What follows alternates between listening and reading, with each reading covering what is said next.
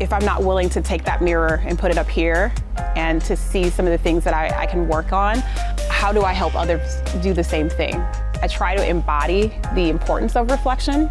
And then as far as resilience is concerned, that's just everyday life. I used to tell my students, in life, there are going to be decisions that you make that are harmful to you, but there are going to be decisions that were made for you that are harmful to you, right? There are going to be relationships that come to teach you something about other people and relationships that come to teach you something about yourself.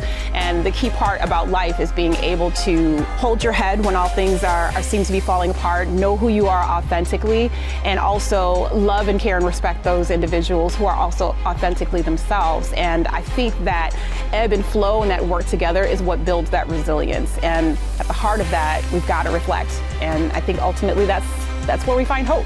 Someone once said to me that when we marry someone, we should be prepared to not marry one person, but to marry multiple people. Because we are constantly evolving, we're constantly changing, our values and our beliefs grow. And I take that tenet, and when you think about the concept of reflection, that's so true.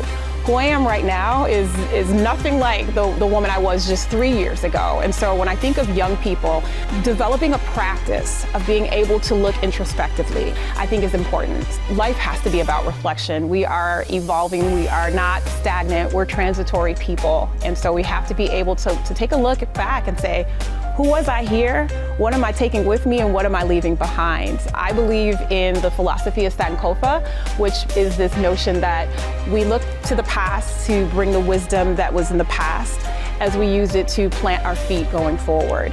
And I think that ultimately, if you can do that, then resiliency is a byproduct of that practice.